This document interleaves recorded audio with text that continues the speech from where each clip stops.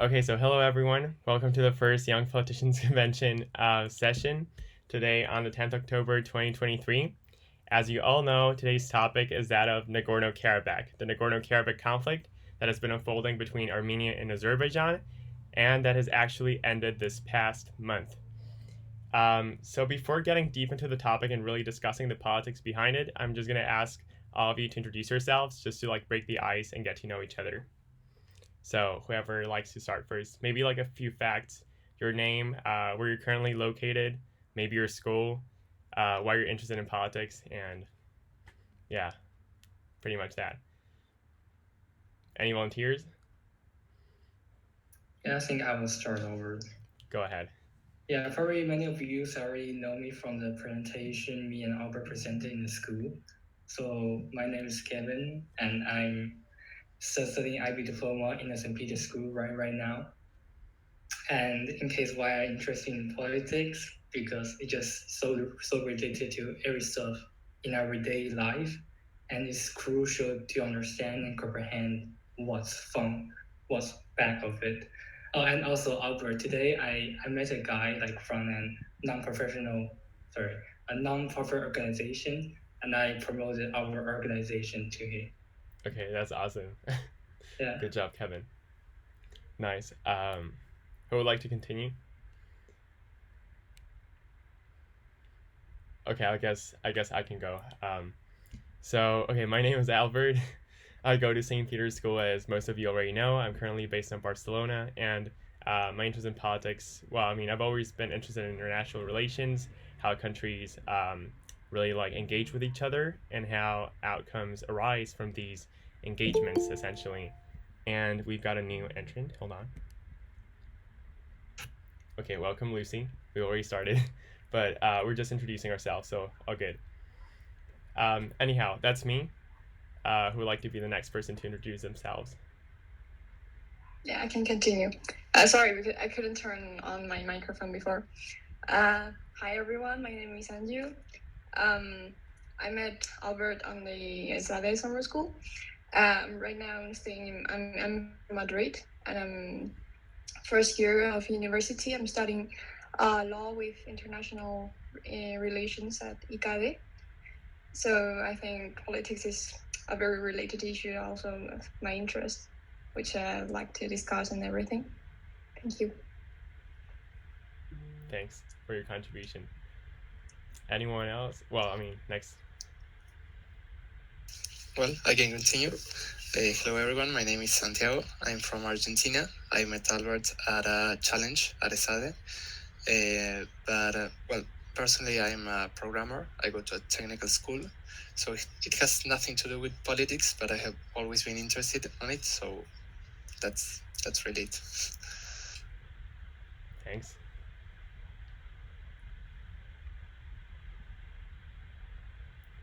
Okay, I'm just gonna start picking people just to get this thing going. Matilde, you go ahead. Okay, so I'm Matilde. I'm studying at 5 years of uni. I'm doing a double degree in informatics, engineering, and maths. I didn't meet Albert. I know Sophia and you. And the part that interests me more about politics is the philosophy part, because it's really related to maths. I don't know how can I explain that, but they are really linked between each other, because they are pure thinking from my point of view. And that's all. That's awesome.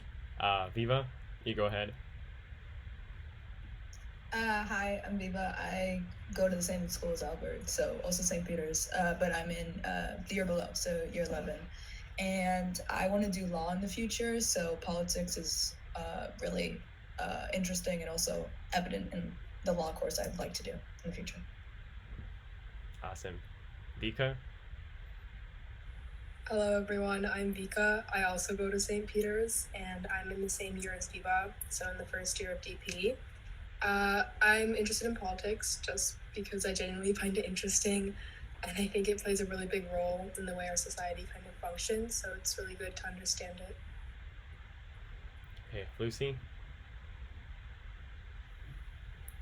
So hello, my name is Lucy, and I'm in the same year as Viva and Vika. And Yeah, I just find this interesting and come here to help. Okay, awesome. And finally, our year 10s that I can't really see there, but Helena, Isabel, and Etienne. Okay, I can go first. Hi, my name is Isabel. I'm from year 10, as you may already know. And I go to St. Peter as well, and I'm interested in politics because I'm going to study PPE in Oxford, hopefully, which is basically politics, philosophy, and economy. Okay, awesome. All right, I can go next. I'm Elena, and I'm also from St. Peter, same year as Isabel. And in the future, I want to be a lawyer. So, of course, kind of like what Viva said, law and politics really related. The government ratifies laws. So it's interesting to actually be informed on like the governmental systems. Okay, awesome. And finally, Etienne, last but not least. Alright, so hello, my name is Aitehi and I'm from China, but although I live in Spain and I go to the same school as Elena as well as Isabel from the school St. Peter's, although I won't be going through the path of politics, nevertheless I'm quite interested in like the political discussions and to see how other people debate. It would just be interesting overall. So it's a pleasure to meet all of you guys, and I don't know why my camera doesn't work, but alright. Okay. Okay, awesome. Well, thank you all of you for introducing yourselves. I don't think I'm missing anyone, right? No, I don't think so.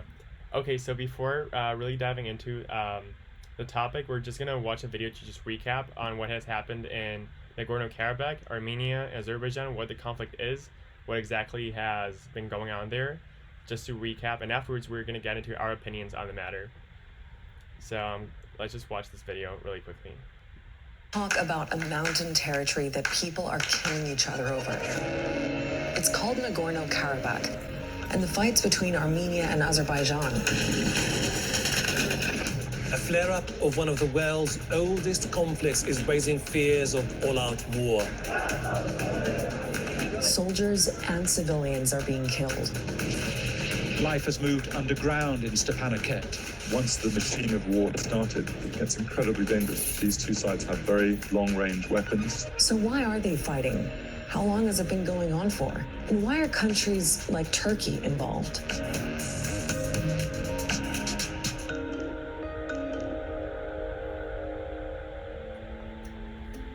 The first shots were fired in July before all-out war broke out at the end of September. It's been the worst fighting there in 25 years, but the grievances go back generations.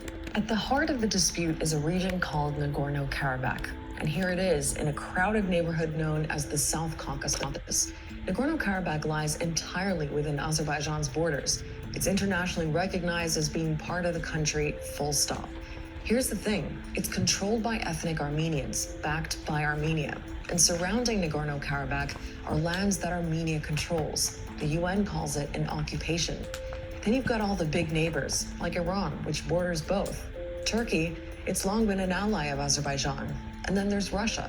It supplies weapons to both Armenia and Azerbaijan. We'll get into all the geopolitics later. But first, here's what Nagorno Karabakh looks like. It makes up 5% of Azeri territory, but almost twice that much land around it is controlled by Armenian forces. About 150,000 people live here. It holds its own elections and governs itself. But right now, it's a war zone.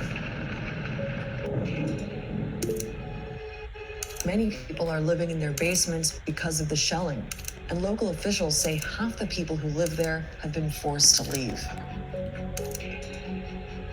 The thing about this region is that it's been fought over for a long time. Iran had control in the mid-18th century, then the Russians took over. The British and the Ottomans were in there too. But a key date in all of this is 1920. That's when Armenia and Azerbaijan went to war over Nagorno-Karabakh. And Azerbaijan, backed by Russia, got control. A year later, it was promised to the Armenians, but Stalin turned around and made sure Azerbaijan held on to it. By 1988, the Soviet Union was crumbling, and the Armenians in Nagorno-Karabakh took advantage of the power vacuum and voted to join Armenia. So when the Soviet Union finally fell apart in 1991, so did whatever was left of peace in the South Caucasus. What the collapse of the Soviet Union did was then to militarize this conflict Both sides suddenly got much bigger weapons. 1992 was when the fighting really intensified, right after Armenians in Nagorno Karabakh declared independence. Both sides accuse each other of atrocities. Tens of thousands of local Azeris and Armenians were killed. 1 million people had to leave their homes. In the end, the Armenians pushed Azerbaijan's forces out of Nagorno Karabakh, seized territories around it, and it all finally ended in a ceasefire in 1994.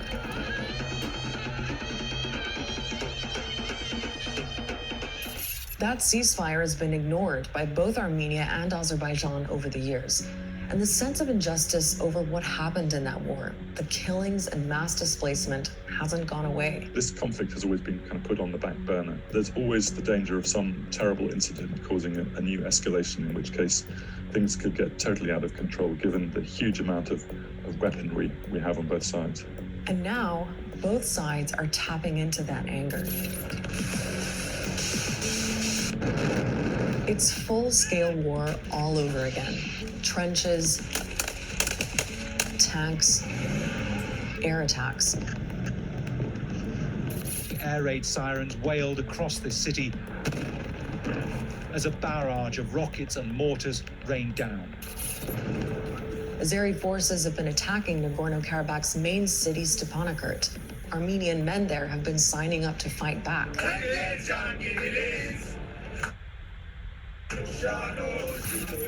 Exact numbers are next to impossible to come by, but soldiers and civilians on both sides have been killed. Armenian forces have been attacking Azerbaijan too. The border city of Ganja has been among the hardest hit. The second rocket hit the other street, and there are also 2 other wounded people over there.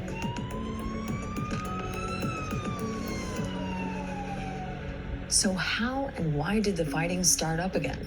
The answer depends entirely on who you ask. Armenia says Azerbaijan attacked first. Azerbaijan says it acted in self-defense.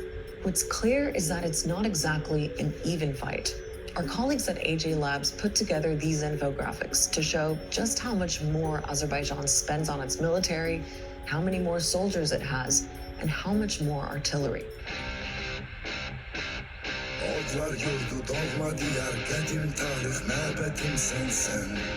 And the Azeris have been showing it off.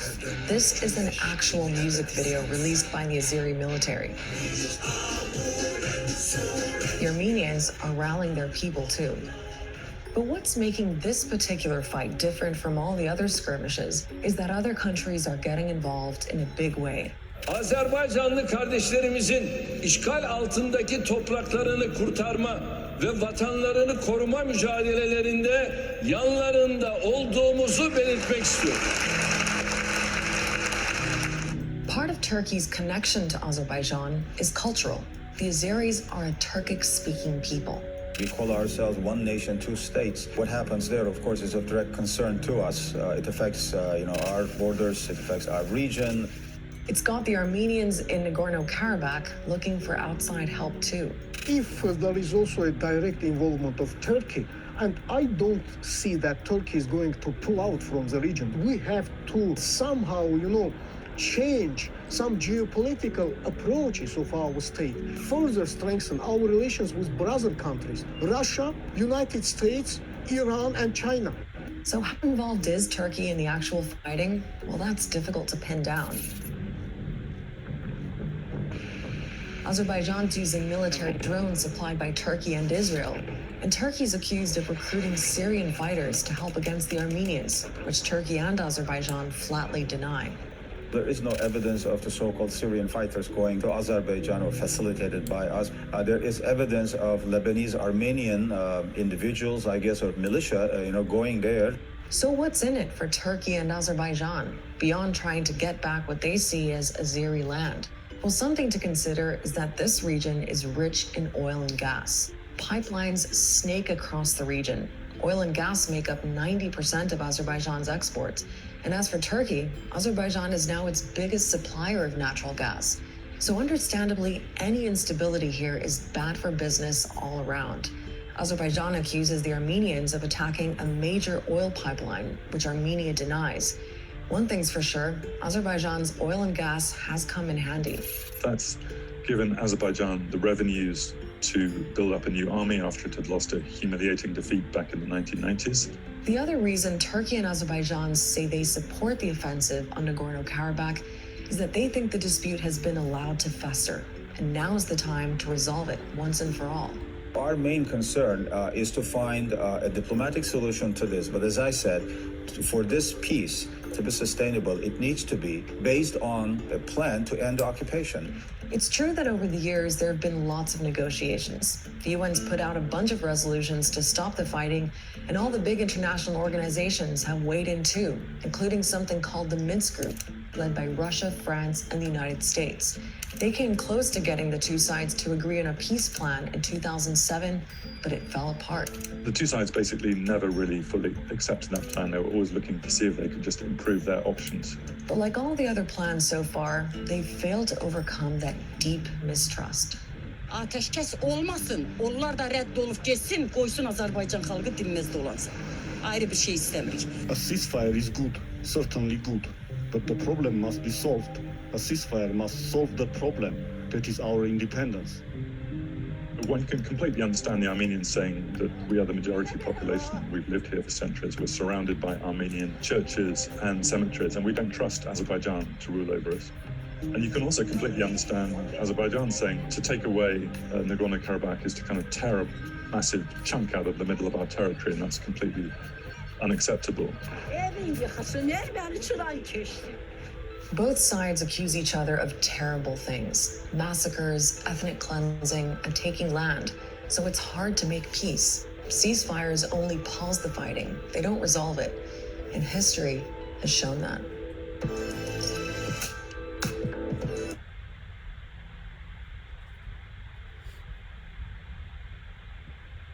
Okay, so that was a short recap of the problem that has been going on. And as you probably know because of reading the article and also watching the 3-minute video that was part of the assigned reads, the conflict has actually ended because Azerbaijan did manage to essentially cleanse Nagorno Karabakh of Armenians. So knowing all of this, I think it's good if we just get a brief overview of everyone's opinion at this point, and afterwards really dive into the specifics of the issue. So who do you think is to blame? For example, Kevin. It is a complex problem. We cannot just consider who to blame, who to stand, and first concentrate a view, whether the point of view of the people, the point of view of the interest of either Armenia or Azerbaijan, or either the interest of Turkish and other surrounding countries. Many sides can be blamed. We can say that is it to blame for the Turkish to involve in a war that increased or escalated the situation in Nagorno Karabakh, or we can say is it one side or other side to blame that really ignited the tension between. So it is not a problem we can just give an answer and a solution right now. Okay, so we can also really focus on the key players that are external to both these countries, because neither Azerbaijan nor Armenia are superpowers, whereas, for example, Russia, Turkey and Iran are not superpowers either, but they are a lot more powerful than both Armenia or Azerbaijan, so they have key interests in mind. And in fact, both Israel and Turkey have been supplying weapons to Azerbaijan. So what do y'all think on this specific issue? Yes, Alina. Should I say about what you just asked, or my opinion of who's in fault? You can add first your opinion, and afterwards you can answer the question. Okay. My opinion actually is that I'm more, although both have done they have their point of view, which is right in some way, I'm leaning more towards Azerbaijan, because it is considered as their land. And the fact that UN, which is an organization which looks for justice, has internationally declared that that part is part of Azerbaijani land, then that has a lot of weight on those Armenian people. Therefore, I don't think that it's fair that one part of a chunk of land just decides to become separate from the actual country by promoting illegal votes and trying to separate themselves from the system illegally. So I'm leaning, because of that, towards more of the Azerbaijan side. And because of what you said, I think I completely agree that they're key players, and especially Russia, which is giving military and giving resources. This is kind of linking me, or it's a technique that maybe could have been used in the transatlantic slave trade, where the Europeans gave the Africans the different war material so they could fight each other, and at the end the people who got the gains is themselves. And since it was commented in the video, these are not any lands, they're oil-rich lands which create lots of economic wealth. Therefore, Russia has a direct interest on that, especially because of the current war and being locked down. So by giving them weapons, they might have a contract with that special land of, I give you weapons and then you give me back that oil, and gas, which then I will sell for money. That's my opinion. Okay, that's great. Does anyone want to answer to that? Yes, Vika. I think generally everything you said I'd have to agree with, except when it comes to Russia. I think they did state that they didn't really take any particular side. So even if they do have interest in that land, they didn't express it very, they didn't side. Turkey was clearly siding with Azerbaijan. Russia didn't do that. So I'm not sure about the actual oil and gas situation, if that was directly affecting Russia. I think that wasn't the main thing that was promoting Russia to do what it did, but I don't know. Otherwise, other than that, I see what you're saying about Azerbaijan being, it is still its land because it is in the middle of Azerbaijan. The only thing I wanted to add is that it wasn't completely part of Azerbaijan. It was still partially independent. They had their own governmental system and everything in place. So they were I can see why they wanted to go completely independent, because they already had halfway there. I just think kind of geographically it wouldn't make sense because it would be still surrounded.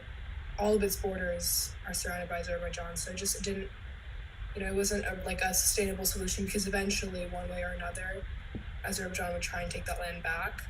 But I don't know if I don't know. I'm torn. I can't really side with one side. Yes, it's Ham.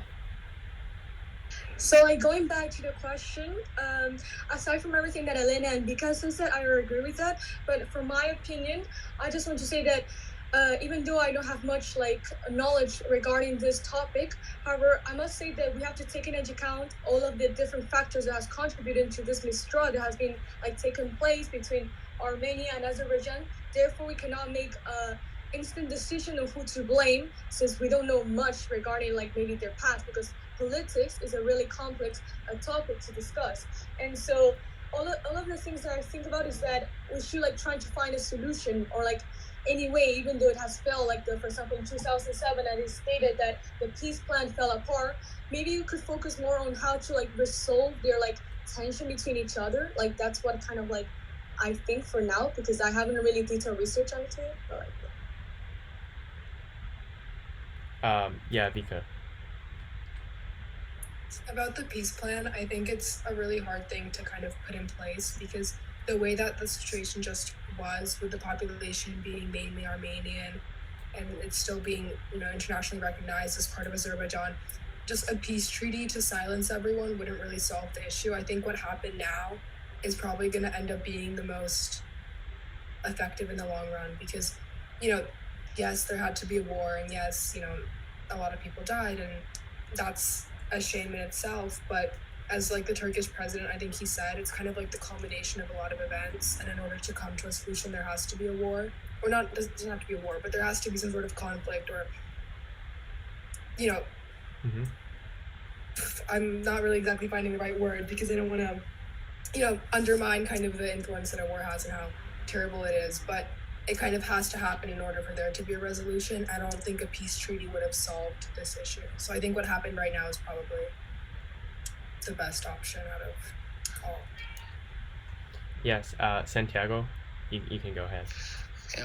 Well, I think that we are in an area that wars aren't really necessary. This started mostly in 1992, so all like First World War and Second World War happened a long ago.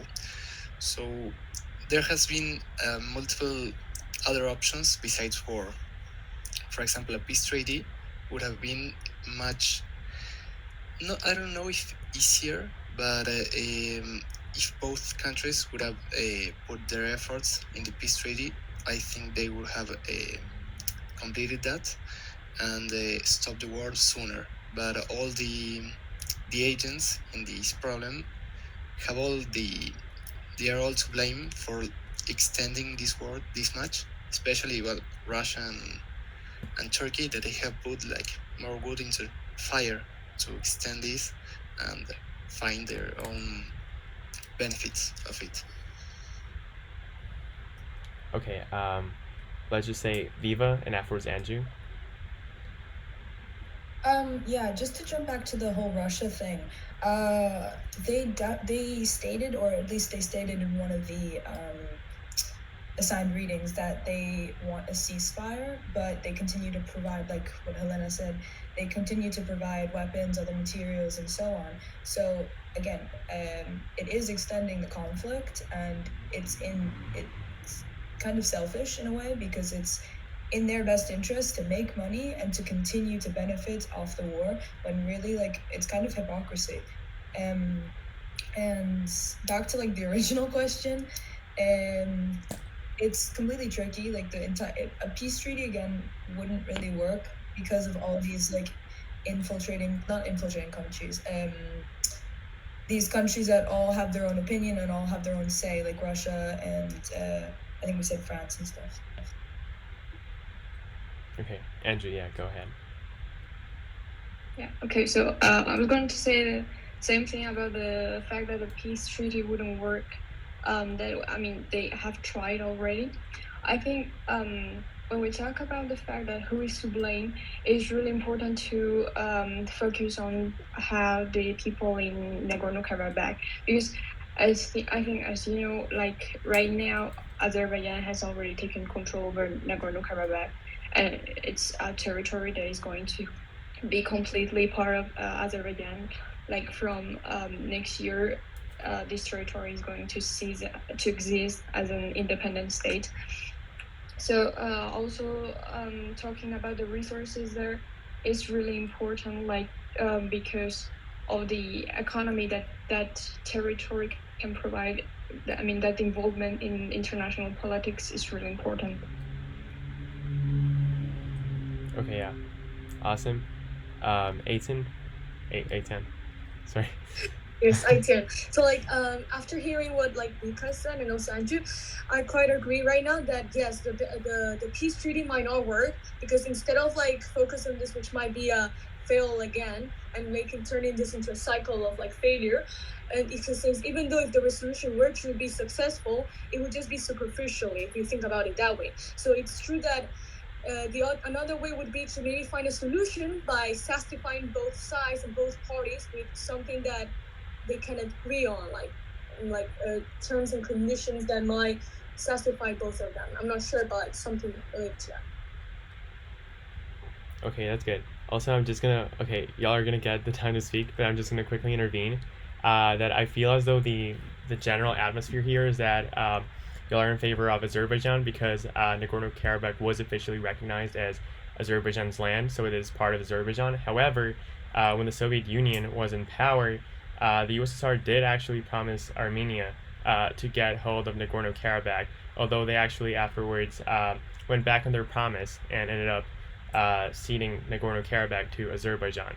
So just to fuel some more discussion and some more controversy, I'm going to go ahead and side with Armenia in this for specific instance, because they actually did have a right to get that land because they were promised it, but afterwards that promise was not duly terminated, essentially. So I'm just going to put it out there. Y'all can just finish what y'all wanted to say, and afterwards change topics maybe. Sure, Vika? Mine's more just like a question for clarification. When you say they promised the land to Armenia, like by promise, what does that mean? Was there like a document or an agreement, or was it just stated verbally? Or I believe it was stated verbally. So there was no real like documentation, because in the end, evidently, the documentation said that it was part of Azerbaijan. The land became so. Kevin? Well, while we're talking about historical events, we need to consider how is this conflict avoidable in the first, well, just not regarding about any peace treatment, but how in the first place it can be avoidable or not. And I want to bring like a new idea of the role of religion, because the collapse of the Soviet Union partly contributed by the Pope in Poland, and how the Polish Revolution has affected all the red regime in the East Asia. So perhaps you can consider the role of religion, because many people living in Nagorno Karabakh are Armenian Catholics, and yeah. Okay, thank you for your insight. I don't know who was next, to be honest. Whoever wants to speak now, you can just unmute yourself and.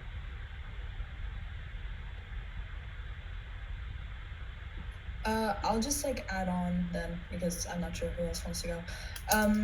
If we're looking at it from a social point of view, let's like to take a look from the people of the actual people that were living there, and to use the words in the video that we just watched as a recap, they were flushed out, which honestly it can be interpreted two ways: either killed or like basically kicked out, like told to flee or told to leave.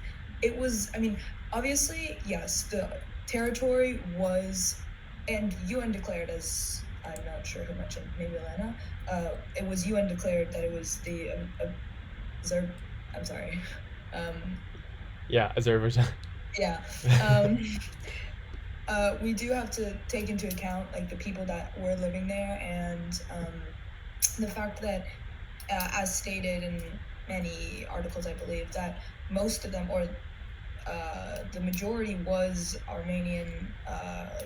They like practicing or connected at least, and obviously it wouldn't have worked out. Like we can see now, there's not going to be a ceasefire. There's not going to be like. Don't worry, guys. We've got 15 minutes. That's all good. There's not going to be like a ceasefire. There's not going to be a peace treaty, but we still do have to consider that it was their home. It was their religion. It was their practices. It was their safe space, despite there being pipelines, oil, a good amount of resources there. And I think that's where the tough decision comes in of deciding who's in the right and who's in the wrong. Awesome. Anju, I believe you were next. So. Yeah. Okay, so I was going to kind of agree with Viva. It's because of what you said, that you're signing with Armenia.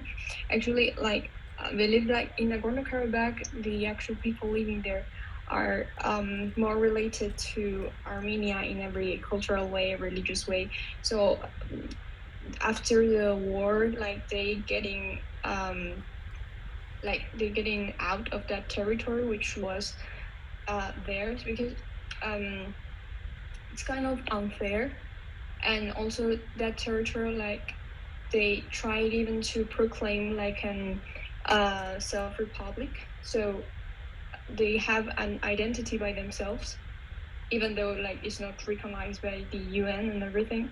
So it's really one of the hardest consequences from the war. Okay, I believe Isabel. Okay, so basically I disconnected and I didn't watch the video, but what I wanted to say was that I think the main problem here is that most countries, and also us, are siding with either like A or B, so like Armenia or the other one. And basically if like each country siding with one country or another, it's gonna just create more conflict. It's just gonna like make the war, I don't know if it happens or like right now, it's gonna make it worse and worse. And if they're gonna keep doing that, then maybe like an actual big war might even start. This is also related to like the argument of like why countries shouldn't like support like Ukraine or Russia, because it's basically gonna like start spicing things up, which will create more conflict. And now we know that I think the video said this a bit, that they try to make a peace agreement, but both sides weren't satisfied. So I think the best option here is to obviously simply just, perhaps countries just shouldn't get involved in the first place. Just with that remark, I'm just gonna say something myself. So, but okay, you're saying that if countries not get involved, it's better to resolve the conflict. However, there was one point in time where Armenia actually they won the war against Azerbaijan, so they actually managed to get hold of Nagorno Karabakh, and actually they also managed to get hold of many of the regions that surrounded Nagorno Karabakh, even though there were thousands of Azerbaijani people who lived there, and that was actually a case of ethnic cleansing, because many of those Azerbaijani people had to move because of Armenia's, I'm just going to say colonization, because they kind of did occupy all that land. So in that case, do you believe that Turkey shouldn't have still like not aided Azerbaijan to like get hold of its territories, even though like Armenia illegally annexed them theoretically? So you think that in such a case, it's still not justifiable that countries intervene in other countries' politics, or? Okay, so to respond to that question, what I mentioned before was like on my perspective. Mm-hmm. Now, what you said is like on Turkey's perspective, right? And I don't really know much about Turkey and like their relationship with that country, but I believe that they're close together. But it's very likely that Turkey is not doing that because, oh my God, they're so close, and it's probably doing that because, I don't know, they get money from that or another reason. So I do believe that countries like, for example, in Ukraine, they do have some perhaps responsibility to like help the citizens and help the people. But like the main point is that it's just gonna get worse. It's very likely that it's gonna get worse if any country takes like any involvement. And yeah. Okay, thanks for your opinion. Next, Matilde. Well, I kind of side with Isabel in this, because I believe that politics are not made by politicians, are made by the people who live in a country. So if we have a majority of people who don't want to have a relation with a politician or a way that a country it's managed, we should listen to them. Maybe, as you said, many people had to go away. We should take consider like the population and the percentages of people that have an opinion on other, but it's never justified to start a war. So probably maybe doing something like how Spain works with autonomy status, and that would be a right solution in this case. Okay, next, Helena. Okay, so the people that are now standing with Armenia, I get how you guys totally have that very solid like ethical argument, but the more like the argument that has more weight for me, and it's like the more legal argument would be in the side of Azerbaijan, because it is their land. And even though, as like Matilde was saying, which like I agree that maybe they could find a system and there is a way, but if you think about it, the citizens that we're discussing about, like they live in like Azerbaijani land.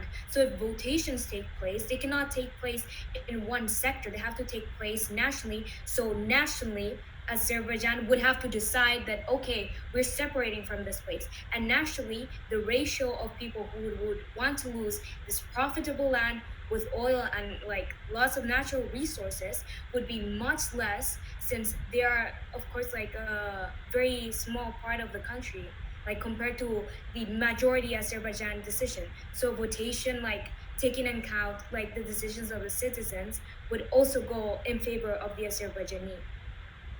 Also, I think that although Armenia and Azerbaijani, they're like in the middle because both of them don't want to ceasefire, and we can't completely place the blame in one or the other. I think we can very clearly place the blame in those countries which are taking action in the war, not like, for example, discussing and trying to ratify laws and trying to get that diplomatic like pressure in a like healthy way. Those countries, for example, like Russia or maybe possibly like Turkey, which are directly acting by giving weapons, by completely influencing or trying to like completely feed on the war. So yeah. Awesome. Just to update y'all, we only have 8 minutes left in this call. So I guess you're gonna go through everything everyone has to say as a last comment, I guess, and afterwards we're gonna have to wrap it up soon. So I think Vika, if I'm not mistaken, it was you. I just wanted to comment on like the fact that other countries are intervening.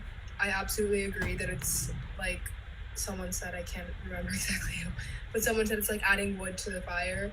I think that's a really great way to put it. The only issue is that countries are always, or the way I would put it is that a country's government and president especially, their best interest should be their country.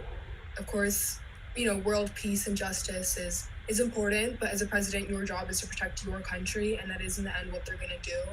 So with other countries intervening, yes, it's hypocritical. Yes, it's morally probably incorrect, but they're doing what's best for their country and their economy. So it's not something you can really just say like, oh yeah, other countries shouldn't intervene, because that's realistically, that's not gonna, you know, have other countries be happy, because they're gonna try and benefit from any situation, just like any other country would in the opposite situation. So I think intervening countries, yes, it, you know, adds wood to the fire, but it's also just kind of the way that conflicts are going to work, because someone's always going to have to side and try and benefit off of someone else's loss. Awesome. 18? So I agree with Isabel, since what about all those civilians who simply wants to live a peaceful life? Like there's 10,000 and millions of people who have to leave their homes. Like, can we even provide them such a simple respite? And that's the issue, because if we don't stop the escalation of this war, which is incremented exactly due to this act from Turkey and Russia supplying to Azerbaijan, which is contributing to this escalation of war, then it would just become a never-ending war, as it's just feeding Azerbaijan with like an excuse and more power to like go against the Armenians. And although it is true that in the past Armenians were more like they could hold themselves, but now we're like in the present, and we have to think for like the future and in the present, how are we going to stop, how are we going to find a solution to actually like stop this act of war, because it's damaging the people. It's all the fault, it's like mainly the fault of like the political part. We have to think as a whole, we have to think for the people who are just innocent as us. Like imagine you being that state, how are you going to feel? Like us being here discussing about all of like who has to blame, or like which party has if this is correct or not. We have to think about a way to like solve this. And that's why I think that like the supplying of like Turkey and Russia, it is just like a contributing factor, which we have to find a way to stop it, and so like this way doesn't escalate the war. And yeah. Okay, Matilde, I think you had something to say, or not anymore? Not anymore. Not anymore. Okay, so I believe no one else has anything to add to that. So we've got 5 minutes, so I think it's a good time to wrap it up before our second session, which is going to be taking place on Thursday, where we're actually going to debate, because I feel as though there's like two main positions that people are taking today. So finally, I just want to ask you a question, and by show of hands, whoever says yes. So to what extent is Azerbaijan's military intervention, the latest one they had, where they basically cleansed the Nagorno Karabakh region of Armenians, justified? So who thinks that was justified, by show of hands? Don't be afraid. Wait, can you use like the thing on Google Meet? Because if not, I can't really see all of you. Okay, one person. Wait, sorry. Repeat the question, because like I didn't hear it well. Okay. Yeah, say please repeat the question for a second. Okay, so we know that the Nagorno Karabakh conflict ended last month in September because Azerbaijan intervened once more with a full-scale attack, and after one day, all of the Armenians who previously lived in Nagorno Karabakh, they fled to Armenia. So currently there is practically no one living in Nagorno Karabakh anymore, apart from the elderly and the disabled. So that full-scale on attack that Azerbaijan launched, who thinks that was justified, and who thinks it wasn't? So whoever thinks it was, raise your hands. But sorry, Wait, what do you mean by the just middle? Because Yeah, this is very. I'm looking very extreme right now. No, Because I don't think like the kicking out of everybody was good.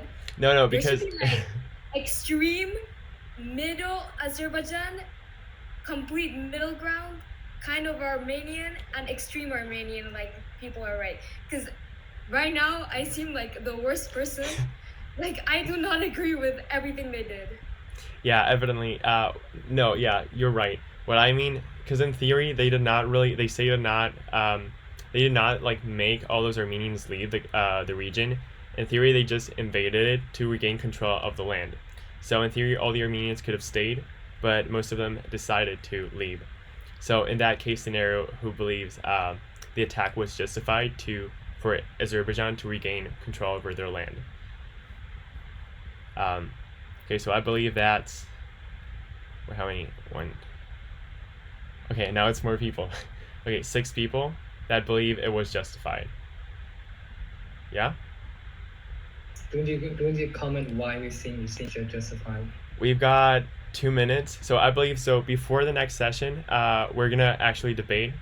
So we're going to take on sides. So who believes it was justified, who believes it was not justified, and we're actually going to clash next session. So that's going to be pretty interesting. We've only got 2 minutes left, so maybe final thoughts that y'all have. Let's say Helena, you final thought, really brief. My final thought is, although maybe like Azerbaijan now seems like an extremist, like the Armenian people that were living there were kind of pushing forward, because this didn't happen like one day. The Armenians decided, they were like asking for like, oh, Azerbaijan, can we like now be like a different like country or join Armenia, and Azerbaijan just attacked. There was like various like years, probably like months even, that like this happened. So it was like it like escalated to there in a sort of way. And also it's unfair, since as it was already previously mentioned, they already had extra like privileges. They were able to have their own sort of government, so they were able to feel like more safe.